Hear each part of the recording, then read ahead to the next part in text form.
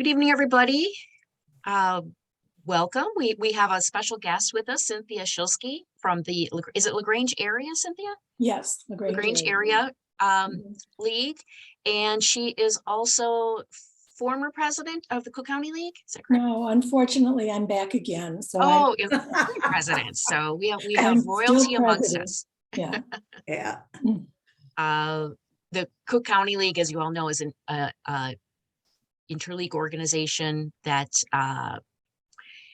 has done a tremendous amount of work from my perspective in the environmental area, is also, and from my perspective in voter services, they were a tremendous help during the election, being our liaison into the Cook County Clerk's office. So a lot of respect for the people in that group and the work that they do. Want to introduce our panelists tonight. We have Alida Nally, who is the assessor-elect, Shiva, who is the elected and currently in office supervisor for the Northfield Township, and Kate Spears, who's a Northfield Township recently elected trustee. All three women are league members. We could have invited lots of other people on the Northfield Township, but we thought with that commonality that this would be a really more comfortable conversation. As league members, they know what we do, and they're in turn giving us insights into what the township does. Reason we called this meeting is during this last consolidated election, it was a contested race for the township, unusually contested in some ways, and that meant that we as a league got more involved with the township positions and township candidates in order to host candidate forums and to be more to be conversive in those forums and to be able to host them properly.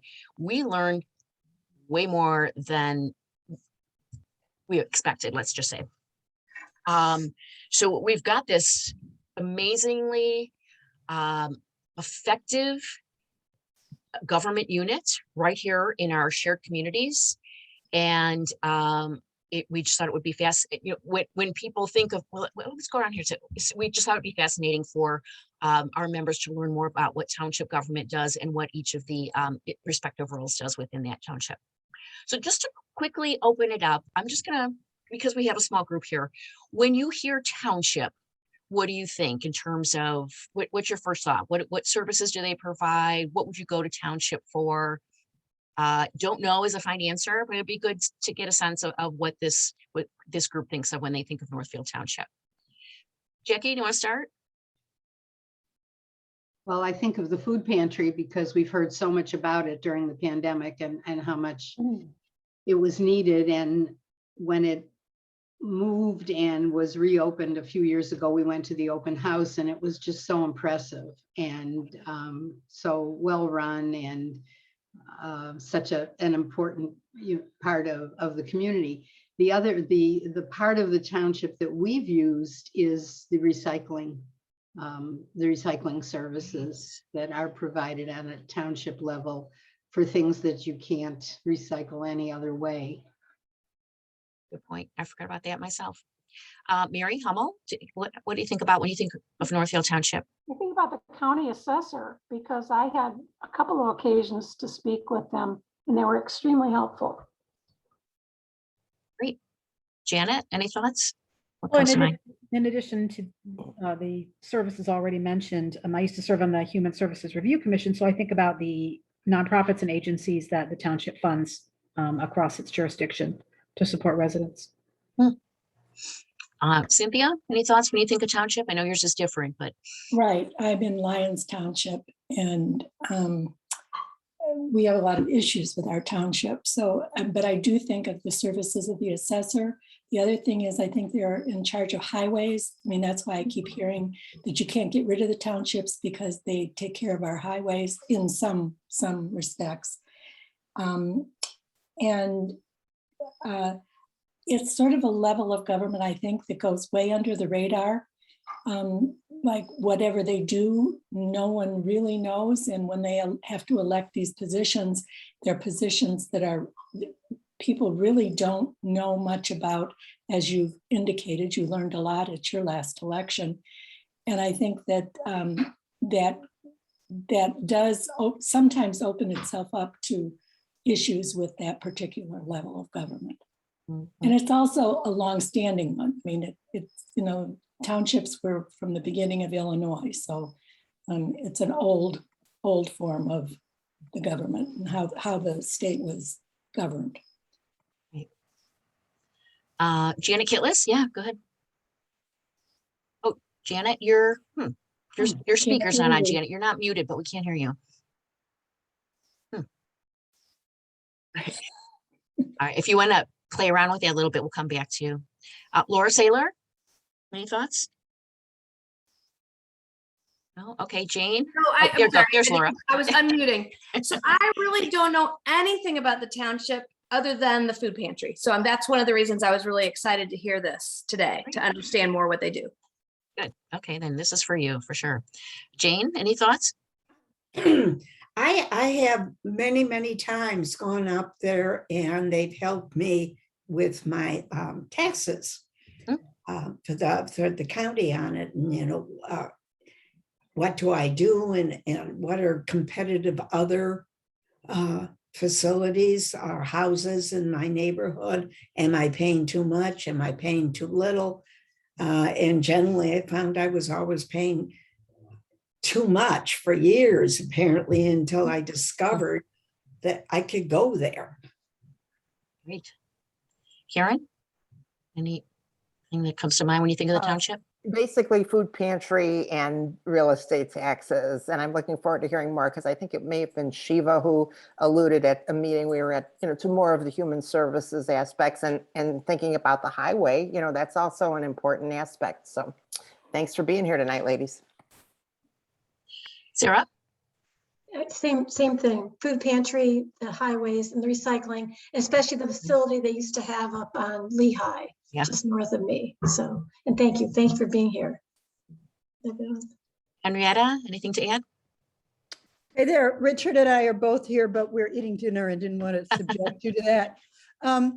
I am pretty vague on township, except that I have the impression that it is really the one place that is charged with taking care of people who are down on their luck economically in our area, and that's critical. And I question the roads very much. The whole road thing, I have some idea that that's optional. Some townships have it and some don't, and I don't know why we do. And if it's, I'm concerned about extra layers of government with so many townships we have, and do they really have a real mission that's valuable in our current state structure? I understand that not every state has that level, that tier of government. And I don't know how or when it started. And I never questioned it. I used to live in Niles Township, you know, and then we moved to Northfield Township. And I don't know how it got started and whether or not, in all honesty, other governmental agencies could take over some of these things if this level of government isn't necessary in some other states. Not looking to put you out of business, Shiva, but it's just a curious. I'm all for government efficiency, so. Yeah, a few years ago, we were at a meeting at the Park Center where there were a lot of questions about the efficacy and efficiency of a township level of government. Okay, well, we might be talking a little bit about that tonight, Jackie. Janet, did your speakers come back on? No, we can't hear you. Maybe your volume is low, Janet. That's what the chat's for. So if you have, all right, so let's move on. Yes, Jean. I just wanted to talk about the townships across not only our state, but everywhere, that the multiple, and Henrietta, you know, sort of perked me up on this one, the multiple governments we have more than it's unbelievably high number of governing elements. In many cases, they cross lines and things like that. And, we're all paying taxes for all of these things. And so that's been through the state league. That's been one of the major products that we have worked on, consolidation of taxing bodies. And it is an extremely difficult project to work with people. They have a fondness, it's mine relationship with, particularly with the townships. And I can understand that because we have it here in Glenview, working with the Northfield Township, because it serves 2 or 3 communities, not just Glenview. And, other than the roads, they serve an exceptional number of positions and issues within the community. Thank you, Jane. Jane was a state specialist for government unit consolidation, so she knows what she's speaking of. So let's as we go through the night, we're going to do this like a panel discussion where I'll ask. Excuse me, Janet put something in chat. You might want to read it. Oh, thank you. Yes, Janet mentioned that Evanston, the city of Evanston, has done away with this township because the boundaries were exactly the same. So there was a lot of overlap in that community between. And I'm happy to talk more about that. And I think Alida can talk about the history of townships in Illinois as well. Good. Good. Okay. So we'll do this as a panel discussion. Questions will be posed. Depending on the answers, they may prompt additional questions. If you have any, to our viewers, if you have any questions for our panelists, please put them in the chat, and we'll try to get to as many as we can. So let's begin. Well, thank you for joining us this evening and taking the time to help us better understand the nature of the township government as well as your individual positions. So I'll start with you, Shiva. What is your position and what function does it serve in Northfield Township? So I'm currently the supervisor of Northfield Township, having been elected in April of 2021, so a few months ago. And before that, I was a trustee for 4 years. And the supervisor is basically the person in charge of the township, the CEO, the executive of the township, and works with a board of 4 members to kind of run township government, and it is also in charge of the day-to-day running of the township office. How about you, Kate? What does a trustee do? It's interesting because trustees for a long time were called auditors, which sort of gives you, a view to the primary role, which was basically to look at what the supervisor is doing, make sure that, all of the bills are paid and all of the actions taken by the board, meet the, regulations and rules. On our board, I like the term trustee better than auditor. I think on our board, we view our remit as a little bit broader because my fellow trustees, we all have different strengths and different backgrounds and everything. So it's not just working with Shiva and understanding, sort of what her vision is and helping her execute that. It's actually making use of our strengths too. Because the township is, it's actually a pretty lean governmental unit. So we ran on a platform of trying to make, all of the core functions a little bit better. And I should add that Alida, Kate, and I will be may chime in at different times. We ran as a slate. Thank you. I was going to say caucus. See, that's what we do.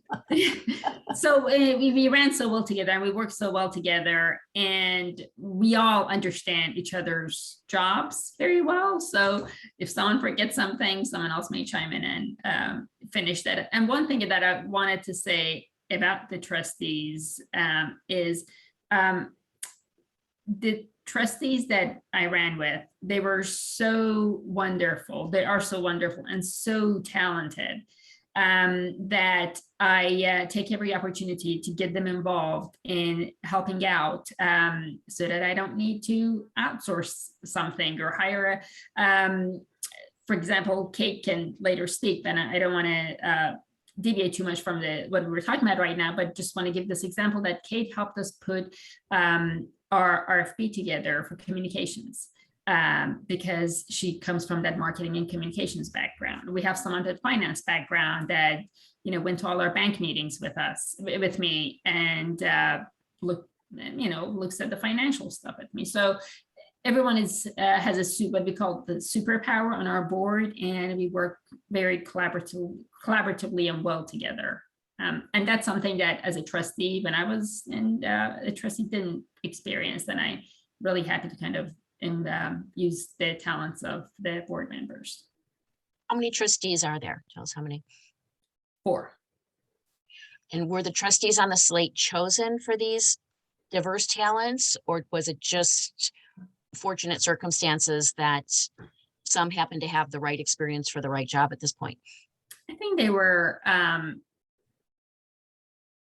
chosen for their talents. I mean, once we put all our resumes together, we were just so impressed with everyone's resume. And, we have a trustee that speaks, is it 7 or 8 languages? Mhm. I mean, for a township as diverse as ours, I mean, I really appreciate that. We have a trustee that, is great with data, and whenever I need data put together, I go to him. So I can talk about what some of the things we did, and he's the one who helped put the data together for us to come to the conclusion of, what we needed to do in terms of I can talk more about the stuff we did, but yeah.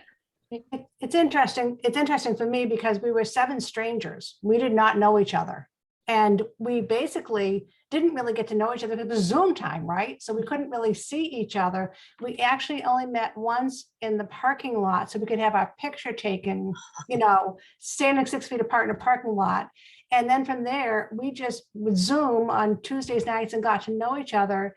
And I think that's when we discovered, wow, there was just strength in this diversity of our talents, as Shiva said. And that just made it so reassuring for all of us, I think, going forward. We know we have somebody who has that skill set that we can rely on. So it's been fun. Now it's been fun to actually meet them too in person. So. Well, and I think another part of it is beyond, what our capabilities are. And Sue already alluded to this, it was a very contested race. And so it's not just about what your capabilities are, but are you willing to, do the campaigning and put the time in and do what needs to be done. So we are very lucky that all 7 of us sort of understood what was required. And we went forth together. And I think that we sort of drew strength from each other. And to be clear, the trustee position is basically a volunteer position. As sanitary sewer trustees, if they attend a meeting, they get a stipend of, $89. But aside from that, this is a volunteer position. So they put in a lot of time and effort, and whatever that really they do now to help me. And it can be a project that takes several, hours and hours. It's just all service to the community. Alida has the unique situation of having been deputy assessor for a number of years, and now she has been elected to assessor. So she is familiar with the workings of it comes with experience, familiarity with the workings of the job. Can you tell us what the assessor does, Alida? Sure. So as Sue said, I am a township employee right now. I'm a deputy assessor, so I'm there every day, 8:30 to 4:30. And so the role of the assessor, which I ran for and I will take office January 1st, and that has to do with this kind of this within the property tax code law. My role is different. Everybody else on my slate took office in May. I take office January 1st, because in every other township in Illinois, other than Cook County and LeClaire County in Illinois, every other county, the township assessor actually assesses your property for the property value for assessing. But here in Cook County, as we know, Fritz Kagi, we have him as a Cook County assessor. So I am what they would call a taxpayer advocate for you. So I'm here to help represent you to the Cook County assessor. As well, the Cook County assessor has 1.9 million properties. Here in our township, it's more around like 40,000 properties. So I'm here to advocate for you to make sure you're getting taxed properly, as I think Jane was saying, provide you, make sure you're being taxed fairly compared to your neighbors so you can appeal your property taxes. I make sure people are getting their exemptions. I process all the permits for the township. So every commercial, residential permit comes across my desk and I see that. So I'm really an advocate for everything. And I think one of the most important things that the township assessor does is we're there for people, for the residents, and any service, once I make that contact, I'm able to branch them out to anywhere in the township. So you where that word assessor in another county or another township might have the bad guy connotation, you're actually, as you said, an advocate, somebody who's helping taxpayer, Right. property taxpayers through the system. Right. And the reason I take office January 1st is because in every other township, I would be responsible for that assessor's numbers coming up with your values, and they didn't want that. So that's why I take office January 1st, because if I wouldn't be taking over someone else's numbers, although that's not true in Cook County, but in every other county in Illinois, as I said, except LeClaire, that's the case. So that's why it's January 1st. But yeah, I'm here for you guys. Whatever you need, come see me. And by the way, appeals are open until Monday, October 4th. So if you have any question about whether you're being assessed fairly, please give us a call or stop in, and we can make sure that you're getting all your exemptions and you're being assessed fairly. Because once that window closes with the assessor Monday at midnight, 2021 appeal values are set, except for then board of review. So. Who can tell us about the clerk? So there was a reference to the 7 of us. So we have the assessor, supervisor, and 4 trustees, and then the last elected position is clerk. So the clerk, and I wish Karen was here because she's doing such a wonderful job. So the clerk is responsible for a lot of things that you wouldn't think about, and then the more obvious things. So the more obvious things being she doesn't have a voting, she doesn't vote. Same with the assessor. The only voting members are the 4 trustees and the supervisor. So the clerk attends every board meeting, and she's basically the secretary. She's the one who takes minutes and does the roll call at every board meeting, and serves as, like, you know, in a company, you may have a company secretary on a board, and in township, you know, the clerk is the one who does that. Then there are a lot of other filings throughout the year that have to be done, such as, for example, like a treasurer's report that need to be filed with certain agencies, with the comptroller's office, with the county clerk's office, with the attorney general's office. All those reports, they're all filed by the clerk. Also with RFPs and bids that come in, with bids that come in, they get submitted, and she is there for the opening. And I mean, there's so many little things that I'm also learning about them as well. And that is just some of the stuff that the clerk does. I mean, right now she's handling our FOIA. She's doing all our FOIA responses. We may or may not change our FOIA officer, but I believe she will remain to be our FOIA with a backup staff in the office. So, how many of your positions of the 7, assessor, supervisor, well, you mentioned trustee don't get paid, they get a stipend for some aspect of their work. Assessor, supervisor, clerk, are those paid positions, and are they full-time positions? None of the positions are full-time. I mean, there's nothing that says that these are full-time positions. Assessor, the clerk, and the supervisor do get paid. Every township is different on what, you know, how much they decide to pay. Some townships pay a lot. Some townships pay minimally.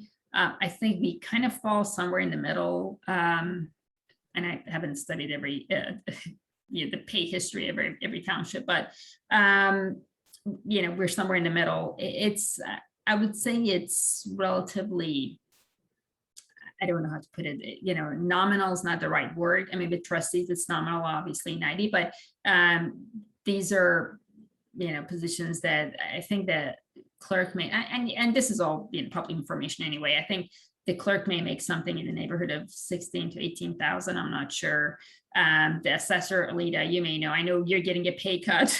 Yeah, I'm actually going to be be making half the money I make right now because I'm a township employee right now, and I make about $43,000 a year.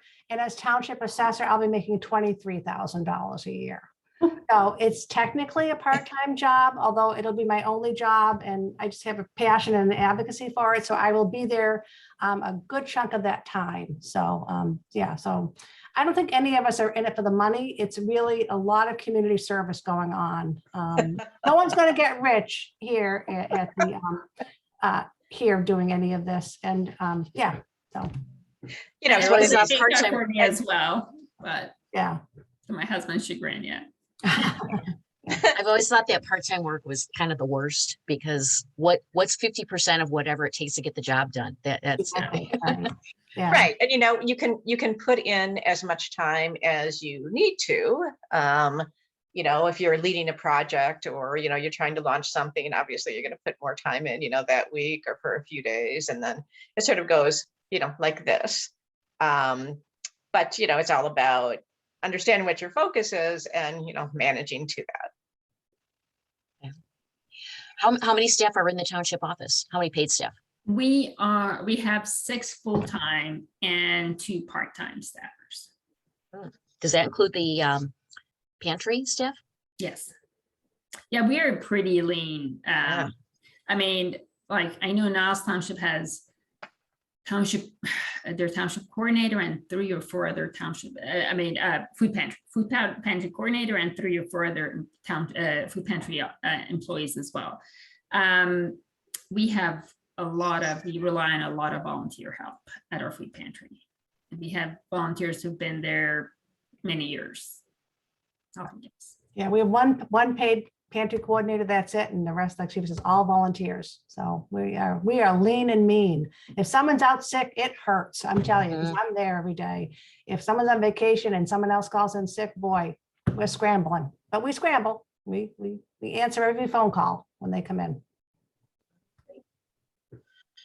Shiva, so far, I mean, you had some experience as a trustee, you had some familiarity with the township, but what's been your the most surprising thing since you've taken office? And what was the most surprising thing you've learned?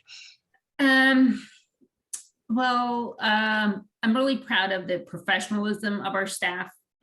Considering no one in the township is making the big bucks, they work really hard and they're very professional. And I was also very surprised by how generous our community is, just in terms of volunteers who, regular volunteers who come in every day, not every day, but, you sign up, but like they have a regular schedule. This is what they do. They come in, they volunteer several hours. And also, we have monthly donors for the checks that come in that, I ask to see every donation check that comes in, that we have monthly donors that, that's just, they write a check every month to the township, and it just, I've had, it's really touched me. That generosity has really touched me. How about you, Kate? Any surprises since you gotten a? Mostly pleasant surprises. I think the biggest surprise is, once you look at all of the services and the operations, just the breadth of our partners and our alliances.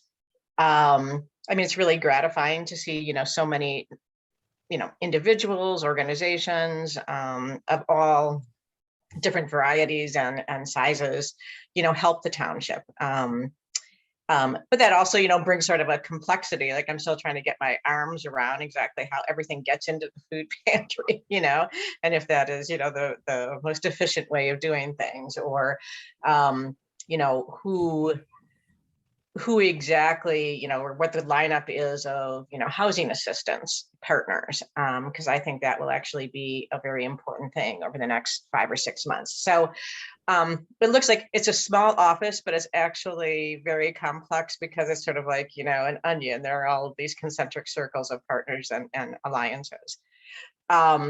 And then, you know, I most of the work that I have done so far, I've relied on Gail Curcio, who has just been a godsend because she's smart and she's really hardworking. She's the assistant office manager, but also does something with the food pantry, and she's the community relations manager. You know, she has really helped us a lot in terms of maintaining momentum and, you know, introducing us to folks that we need to know, you know, to get our job done. I jumped way ahead on my list of questions here. So before we talk about surprises, although we already have, let's talk about the scope of services that the township office provides. Shiva, you want to start there? Yeah, so the services. Mm-hmm. Well, the township basically is tasked with, you know, with 3 areas that they need to legislatively, they need to provide services. And one is the roads. The other one is being the safety net for the community. And the other one is the assessor service.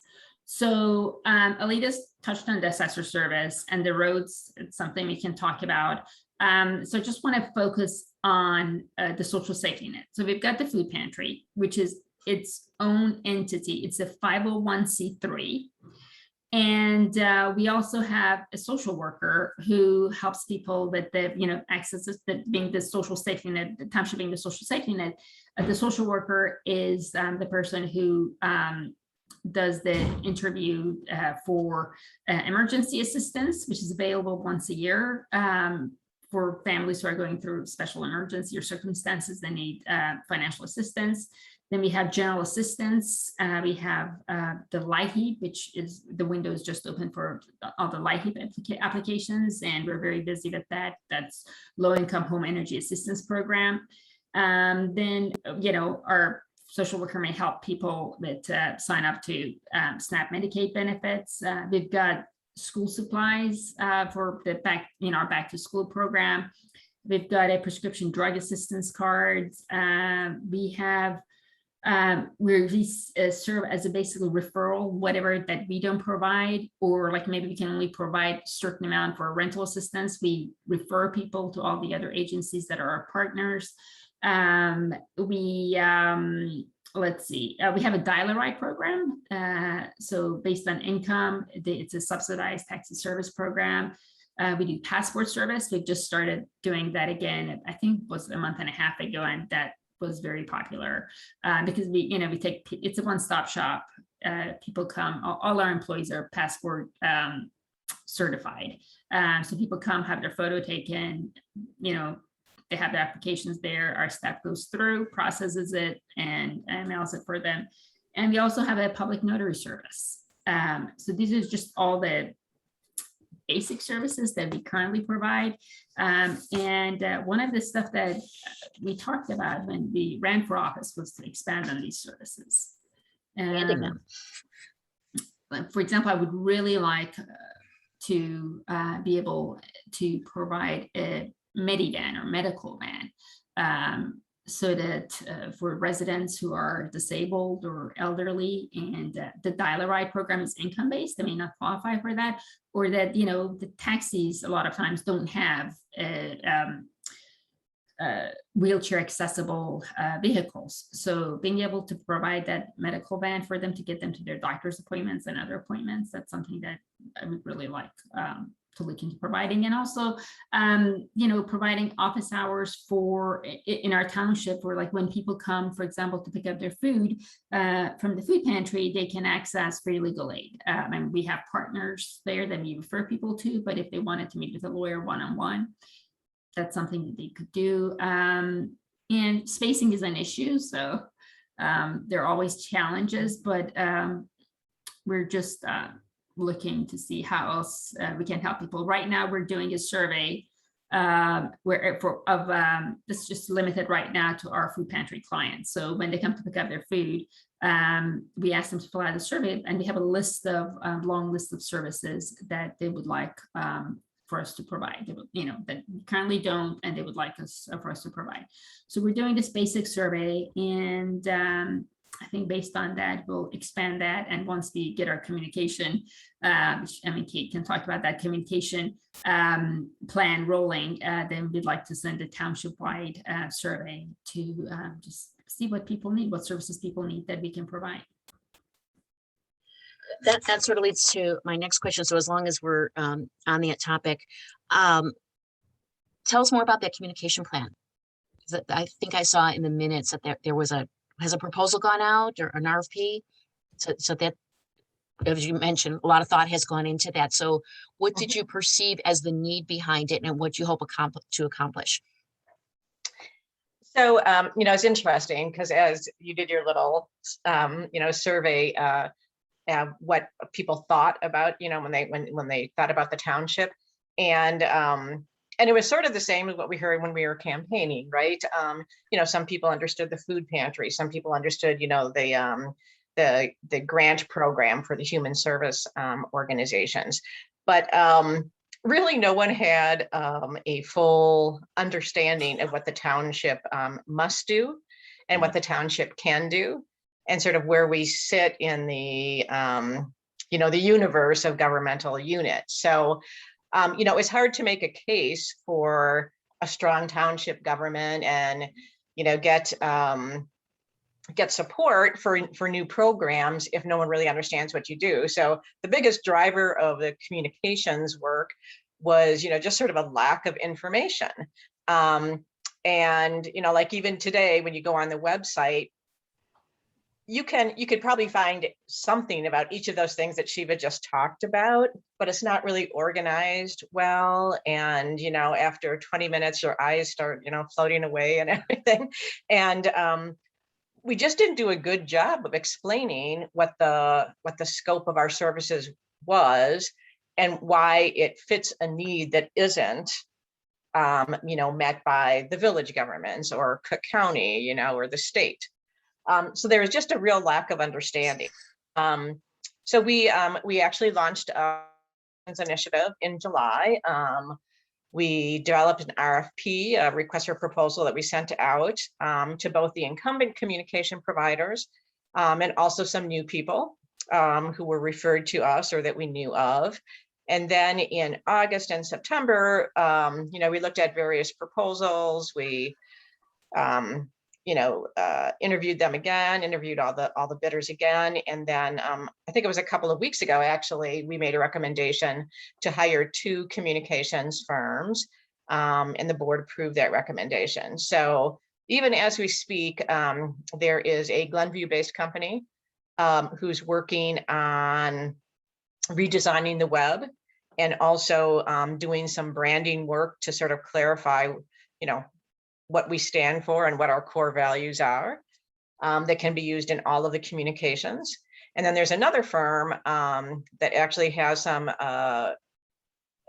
experience working directly with townships and other governmental units, who's going to help us develop reports, a semi-annual and an annual report, and then help us with social media.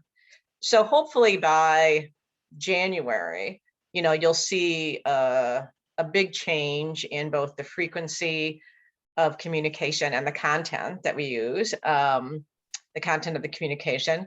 And, we'll have a more functional website with, some added features.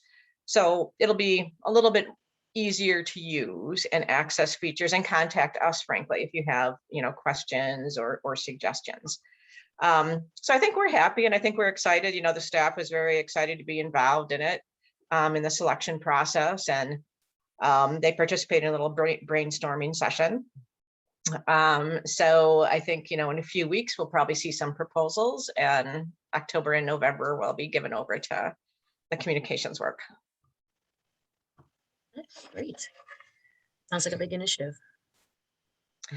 Yeah, it's interesting because we don't have usually in the communications work, you have a baseline understanding of how people are consuming the information and that sort of thing. We don't have any of it. We don't have any metrics. So so we're sort of starting, you know, without a lot of information, but you know, you got to start somewhere. We promised that we would do a better job of communicating and reaching out to the township residents. So we're trying to execute on that promise. Sue, have you noticed the many questions in the chat? Yeah, thank you. I was just going to get to a Okay. couple of those. Yeah. So there's a question here, when you, I think Shiva, you said something about, or maybe it was you, Kate, what the township does do versus what the township can do. Are there any services or responsibilities that are required by legislation that you must provide?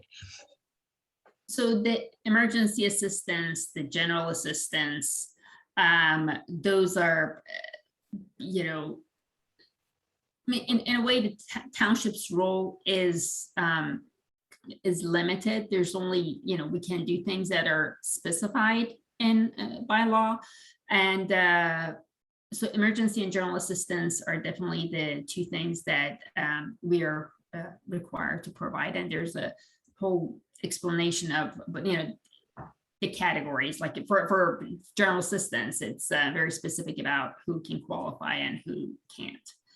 Emergency assistance, it's only a once a year assistance, so it's pretty specific, which is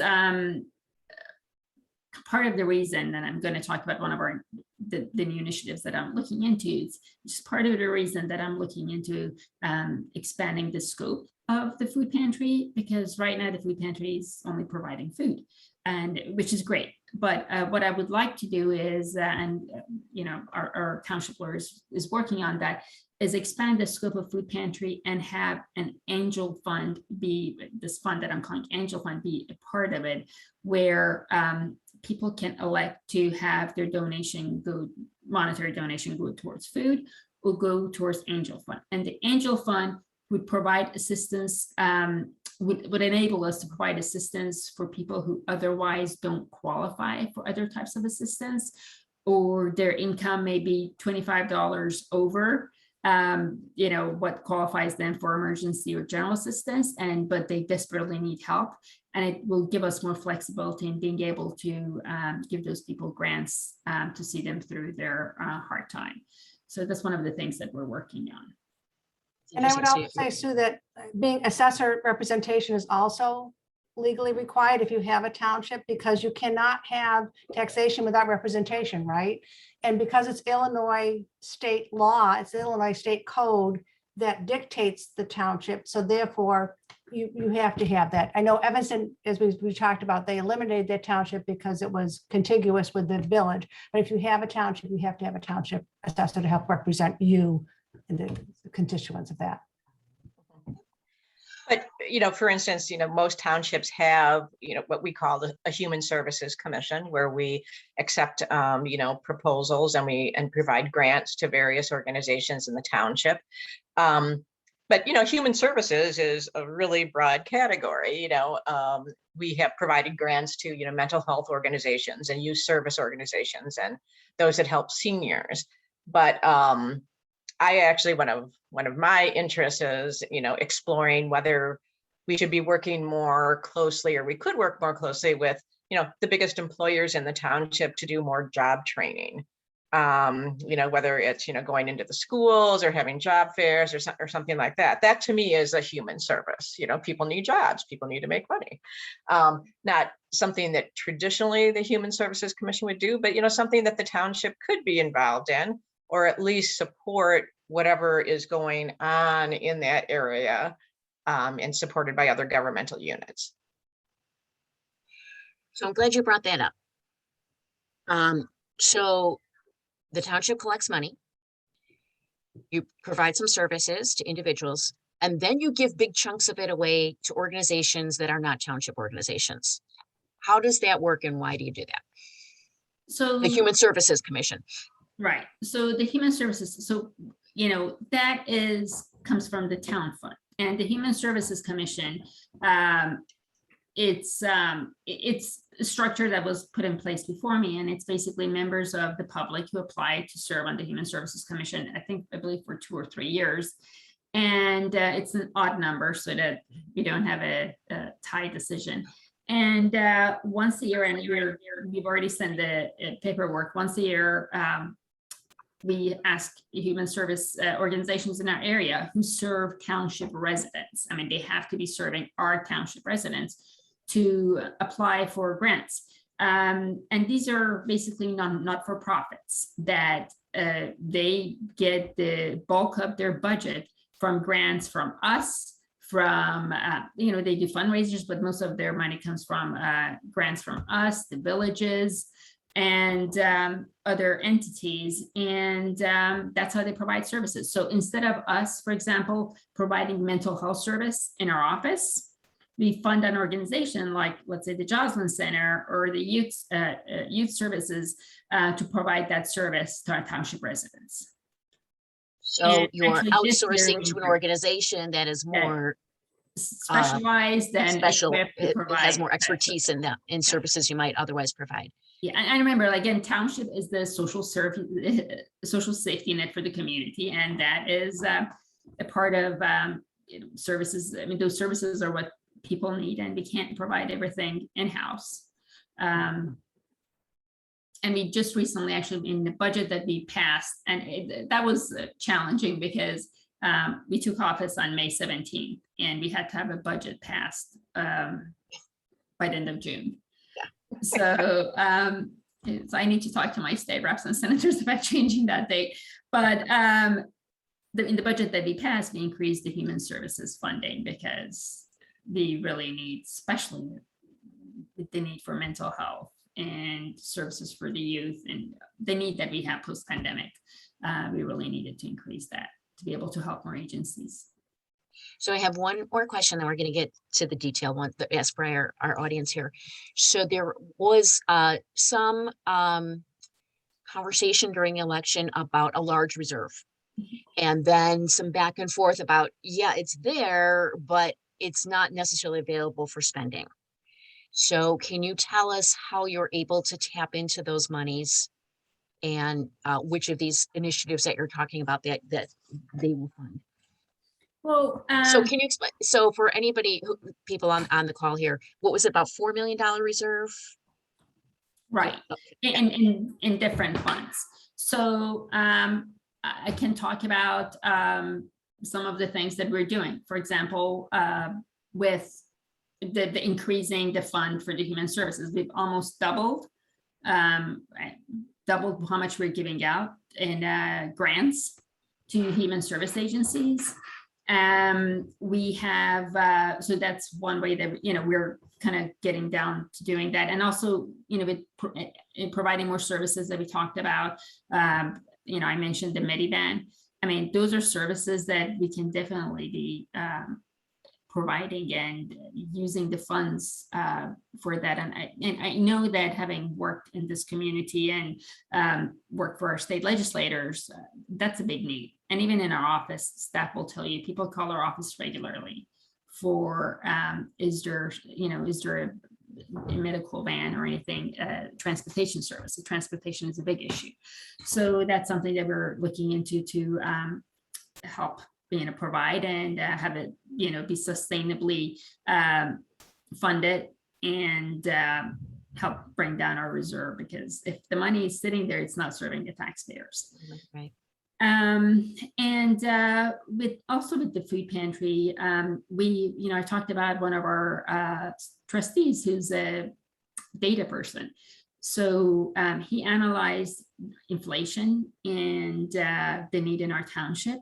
And we decided to increase the emergency assistance that we give. I think we believe we increased it from $900 to $1,450. So before, for example, with emergency assistance, so emergency assistance is a once-a-year assistance that a family can apply for if they're going through a really hardship that's an emergency. Someone loses their job all of a sudden, or they have a huge medical bill and they can't pay their other bills. So we increased the rental amount because the rental amount was I believe just 900, and 900 that's, you know, good luck finding any rental unit. And you guys would know better than anyone else, having worked on affordable housing in the township so much, that it's very difficult to find housing for 900. So that was not really helping people. And we wanted, when we assist someone with emergency assistance, we want to help them not just put money in, you know, landlord's pockets and have them evict the person anyway because they weren't able to pay the full rent, but enable the person to actually like fulfill her obligation and not be evicted. So we looked at average rent and we decided to increase that amount. We also, you know, with utilities, we included cell phone and internet service because we weren't funding that. I mean, who doesn't really have cell phone and internet service these days? So those are some of the things that we looked at again, and we increased that amount. It hadn't been increased since 2017, I believe. And we also looked into increasing the amount of grocery gift cards that they give out every month, and we've increased that as well, because everyone knows post-pandemic, the stores were literally just increasing the prices as people were shopping, and everyone's grocery bill has gone up. So we had to, you know, address that issue as well and increase our grocery gift cards. So these are just measures that, you know, I've been in office now, it's about 6 months. So the measures we've taken so far, and we'll keep working on. Okay, here's a question everybody asks, it's very confusing. What is the responsibility of the township for roads? And why is that? Okay, so the roads basically, you know, you can see when, you know, the village of Glenview sends that, or Northbrook, they send their flyer, and especially in winter time, they say, just to avoid people calling them, they mention which road is the county road, which road is the, you know, the responsibility of Northfield Township, which roads are state roads, which roads are the village roads. So, you know, Lake Street, for example, in Glenview is a state road. I believe Landwehr, if I'm not wrong, is a county road. I mean, it's just different roads have different ownership and different people are responsible for it, different units of government. Any road in unincorporated Glenview and Northbrook and Northfield are within jurisdiction of the Northfield Township Road District, which is its own unit, and it has its own elected official. Tim Rickard is our Township Highway Commissioner. And they're the ones who service, so they do two main things. The road district services all the roads in unincorporated areas, and also they have the recycling program, which serves everyone in the township. But the roads, they only do the roads that are in unincorporated areas. And what would keep those roads from going to like the county or the state? Why wouldn't they take those on? Well, they are unincorporated, so they're not technically county roads. Basically, no one aside from the township has the responsibility for those roads. So unless one of those units of government, either through intergovernmental agreements or or by deciding to incorporate those areas, decides to service those roads, they're not going to get serviced. So they don't want them. Nobody wants them. You know, it's a question that can discuss, and I believe it would be a more appropriate question maybe if we had Tim present here as well. But so the people who live in unincorporated areas, they get their roads plowed very quickly. They get, you know, if they had to wait for the county or for the state to come and do it, you know, they don't want to give up what has worked well for them. Or in this case, it's an advantage to be a township road. Yep. Yeah. Jane, you're muted, Jane. Jane, you're muted. Got it. And again, speaking for some other unincorporated people, we do note, very honestly, I can tell you on my road, when I see them start just to the left of my house and go over. We have some of the cleanest roads in Glenview, and other people see Glenview go up the road and the township go down the road. So it's sort of like a duplication of the work. And so, it's really hard to determine where to call and who to talk to about your roads. Because there is this crossover. It's kind of hard to get from some roads to the other roads without going into either township or another community. It's a tough problem. I mean, we have a street in Glenview where one side of the street is incorporated and the other side is not. Yeah, so I think it's that stuff. yeah, it's a conversation that I've been meaning to have with the village, just about, I've never seen any desire from the village, and I don't want to speak for that, but to want to, sorry, pardon me, as my husband comes into his office and He does live there, doesn't he? Well, and I also think that maybe some of this could be solved by just better communications out of the road district and the township. Yes. Whether it's a map or welcome package that is sent to everyone that moves into the unincorporated area, saying this is who you call. This is who's responsible for your roads, and here's the lineup of service organizations for you. Yeah. Yes, Okay, so we are and I know at- this goes into the whole bigger question of why have townships, and they were initially created to deal with roads and deal with stray pigs, and that goes back to 1850, and it's things have changed since then, and it is really ultimately up to the taxpayers to kind of because everyone in the township pays for their road district. It's ultimately up to the taxpayers to decide which unit of government no longer serves them, and if there's room for consolidation or for having another unit of government take over. It's really a taxpayer question, since this is what you part of the problem too is, as the way, and being in an unincorporated person, I am surrounded on three sides by Glenview.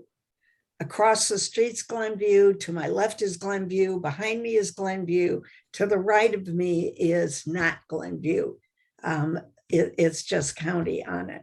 And so it's really like, what are we doing here? Not that I'm knocking them, they do a phenomenal job on it. But when you watch some of this stuff come through, you get this, oh, not me, don't call me on it. Whether it's the community or it's a county, there's some things probably that could simplify it, if particularly on the roads. Just either or, either make it part of the community or make it part of the county and just leave it at that. And I agree. I think it's always been a cost question, right? Does Glenview want to absorb the unincorporated areas? Then they would have to bring those roads up to snuff, up to what would be the standards for Glenview, right? And that costs money to do that. Also, the road district also has sanitary sewers that we maintain, and nobody wants those either. It's expensive. And we've been doing it for so many years, the township has. They've kind of got it down pat, and it's probably more economic. It's always comes down to the money, right? And who wants to manage that? So the service, it's tough because you've got House A, who has now redone their house and new people bought it, and they are now part of Glenview. They have converted that, but you may have the rest of the street may be, township. And as houses begin to say, oh, I want to be a part of Glenview, it really is making it hard, particularly on the roads, to figure out who do you call, who's supposed to take care of it. And I don't know the answer to it, but Well, I know right on the website for the highway department for the road district, the roads are listed by address, which block of each road, it's listed right on their homepage. I have a printout somewhere here at home too. So that's known and oh. I gotta go. I'm so sorry. Hi, Janet. Thanks, Janet. Hey, Thank you. Yeah. Nice to see you. Oh, And okay. ultimately, the whole, consolidating the many number units of government that we have, it's a big complicated questions because it applies to school districts as well. Yeah, and it's Why, interesting. too, looking when at you- so many school districts, for When example. you think about the unincorporated people or homes, for all intents and purposes, they are part of Glenview, with the exception of one thing, the library. We pay for the schools, we pay for everything else but the library. And so you sort of go, come on, guys, what's going on here? It doesn't make sense. And Park District, some do and some don't for Park District. So that's sometimes is in and sometimes out. Okay. Okay, so that's a little bit more of a conversation about unincorporated areas, which Yes. is related, but not necessarily overlaps with township. We're at 8:06, and I know we still have a couple questions. I'm going to ask, but do not expect. Can our panelists stay on for 10 more minutes? Sure. And if you can't, we'll call it a night. As you know from our candidate forums. Where some people are like, I'm yeah, happy I told to. you an hour and I'm done. Yeah. which is fair. Anybody? You can? And one thing I want to mention, because I'm happy to, yeah, I can. I noticed on the comments, one of the things that the township pays for is we contract, and every year the board has to approve it and the county has to approve it. We contract with the Cook County Sheriff to provide policing service to unincorporated areas. Oh, So again, okay. I mean, that's why being unincorporated, you don't get those services. And, there's a fire district that contracts with the village in order for the unincorporated areas to get, and we appoint those fire district commissioners in order for the unincorporated areas to get fire service. Thank you. Okay, Debbie had a question that New Church Township is allowing people who work for the township and qualify for food pantry to use that food pantry. Is that something that Northfield might be considering as well? Debbie, do you want to explain that? No, I think I meant, who work in the township. Yeah. Rather They than have going to the access to- township that they live in, they're going to the township that they work in They for work in, assistance. right. And I was wondering if Northfield, if that has come up as a possibility, because there are people who work, working in the township who would qualify. So our food pantry is not taxpayer funded, the food that we give out. So that it's, funded by donations. So because of that, it is something that we may be able to do. I'll have to look into it further. I'll ask our data guy our data trustee to look into it and see if this is something, if there's a need for this. And I mean, Nutrier is there are not many people. I mean, they're the number of families that they serve, I think, is just over 100. We serve well over 700. So it's, and they have it, richest tax base in the state. So, but I'll also talk further with my colleague, my new tier supervisor, Eisenberg, and kind of find out more about it. I'll certainly look into it. And I think it's because they're probably going to have a lot of people that come, that there's no way they could afford to live in the township, that come from outside to work in the township. Yeah. We kind of have a great reputation out there, our food pantry. We'll have people come from other townships and say, wow, they're getting, they're getting milk and butter and eggs, and they're getting meat and that. And just so anybody shows up at our door that needs food, we're going to give them food one time, no matter where they're from, no matter what, we're going to give them food one time. And then we'll refer them to their township after that. But right now, because of what we've kind of committed to, I think, to our donors in that, is that we're serving the township. And like Shiva said, that certainly could be looked at and expanded. But that's the understanding right now with our donors, is that we're serving people in the township. But Mhm. we say, other than if they come one time, we're not gonna turn someone away from food. So with the eviction moratorium expiring, what do you anticipate for increasing assistance for housing needs? Can you anticipate it? Do you have any sense of how it will it double, triple, 20%? It's hard to say. I mean, we are expecting it. I mean, one of the things that we did do was increase our emergency rental assistance.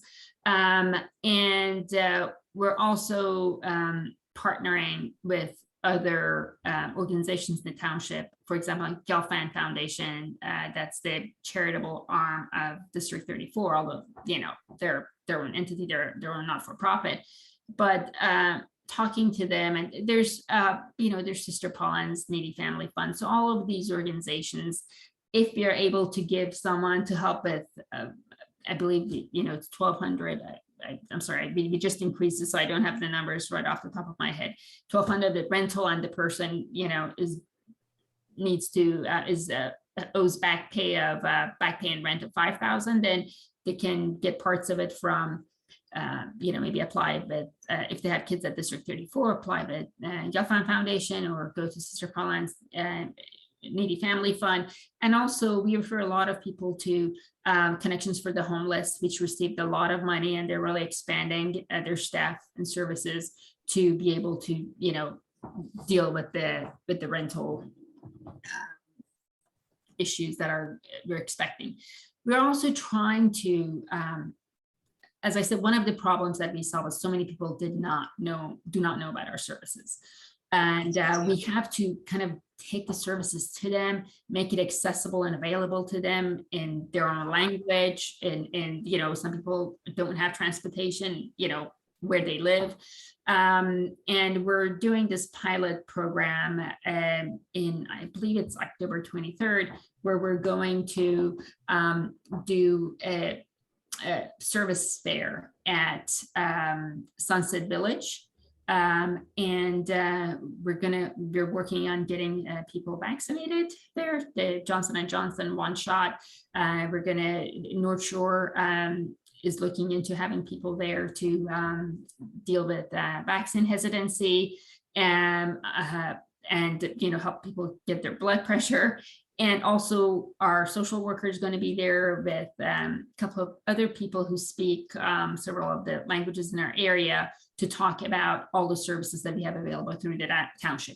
You know, of course, number one being emergency assistance, and also talking about the money that's available through the Cook County Rental Assistance Program, and the you know, Connections for the Homeless. And I mean, we've got Necessities group that was recently created of you know, us, the Gelfand Foundation, and a bunch of other organizations that do this sort of good charitable work. And they're going to have a representation there, again, talking about all the services through various organizations that are available in the township. So, and then I'm hoping to get CUBS there, that's Citizens Utility Board, to assist people with utilities, because, you know, in Sunset Village, everything is electric. So their electric bill tends to be huge and very unaffordable. So we're doing this fair. It's a pilot program, and we're testing it to see how well it will do, how many people will show up, and, you know, just getting the word out. And again, you know, if you know of any family that needs help, that are behind on the rent, please ask them to contact us. But that's something we do. And once, if this is successful, we'll try to repeat it every year. And it's easy to be able to do this at Sunset Village. It's less difficult. It's more difficult to do it at other areas of the township, where we know there's a concentration of affordable housing, especially in unincorporated areas where there are bigger apartment units, and they're not as accessible for us to go and do this sort of thing. Sorry for the long answer, but no, it's okay. One last question, and you've sort of, I mean, if I had to summarize tonight's discussion, I would say that you've touched on many of these things, but what do you see as the biggest challenges in the next, 1 to 3 years, or at least over the course of your term? So my biggest challenge right now has been, I've come to an office that was run by the same person for 20 years, and they had their vision of how things were done. I'm coming with a completely fresh new sets of eyes, and I'm looking at everything. For example, why do we have so many bank accounts? Consolidating those, making things simpler, or just things that or like just even doing our communication plan, that there's just not that much to build on. Just a lot of things like that, that I would say are operational, and they're very, very time consuming to do. You know, and other areas are HR. It's just, we need to professionalize it a bit more. And so these areas are taking away from one of my more passion projects, which is basically coming up with ways to best serve the community and bring, I mean, this is serving the community by doing all the stuff that I talked about, but just a direct, providing direct service to the community. And so I'm hoping that in my first year, I will have, while I try to bring those services and everything, that I will have dealt with these other tasks that have to do with being new to a new office and bringing new vision and ideas to it. And then I can then move on into breaking the services and just more creative approach to how we look into communities' needs and address them. Yeah. And I think for me, Sue, having been at the township now for 4 years and a full-time employee, and I see what a tremendous amount we get done at the township, because we're providing that basic need to our residents. You know, everybody knows the food pantry, right? And that's the most basic need we're getting. And when someone comes to us for food, we know they need housing help. We know they need job help. They might need immigration help. They might need legal services. There's so many things. So we kind of get that basic connection there to the community, and that we're reaching Glenview, Northbrook, Northfield, but also the unincorporated areas, which, you know, aren't going to fall under other social safety nets that are there. And the one thing I would like all of you to know is that when I was studying all this, we are a very efficient unit of government. Nobody wants to eliminate government, but we're this thin, nimble layer, and we are on the average tax bill in Northfield Township, $50 a year for all that we do. That's all we are on an average tax bill. So for being a social safety net and a taxpayer advocate for you, we're getting a lot of bang for our buck and providing a lot of services in the community. As Shiva said, we need to get the word out there and let people know. And every time I'm helping somebody as an assessor, a deputy assessor, I'm helping people in their homes that might be isolated. I had a woman come in last week who's in her home, missing her exemptions. She's using the food pantry. She's going to sign up for the LIHEAP program. I referred her to legal aid because she's having problems with their condo association. Now, I may not have encountered her or anybody in the township, but she came to me because she needed help with her tax bill. So I feel like I can connect with the people that are home out in their homes. And we're always, all of us in the office are, what else do these people need? What else can we help them accomplish? Because I said, we answer the phone. They call us because we answer the phone and we talk to people and we care about people. So, and we got to get the word out that that's what we're here to do. Very efficient. I have to add to that our phones ring all the time, and yeah. Oh my God. Not that I've ever experienced, they never go to voicemail. There's always someone there to pick it up. And that's kind of invaluable nowadays when you call somewhere and you're connected to 20 different people and put on hold forever.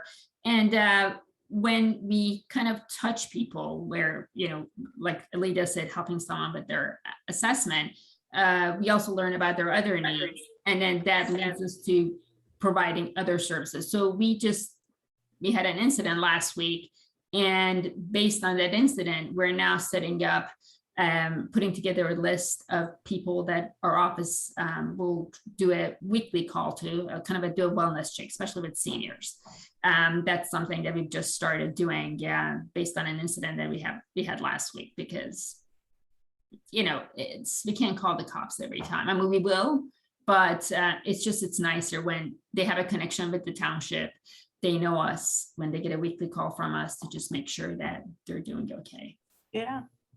Food. I think for me, the challenge is just to find paths where we can, continually educate people about what we do. I mean, every year, obviously, there are new voters, new 18-year-olds, a lot of people in transition, whether it's, aging out of school or, transitions to senior services or something like that. And I think that we haven't done a good job of identifying when and where we can go out in the community and talk about the services and the difference that they make. And I think some of this blowback about whether, township government is even necessary and whether it should be consolidated and everything, it's really, we sort of did it to ourselves because we don't put a lot of information out there. So that's the challenge I see. In our office, we don't even have a sign above our door saying what we are.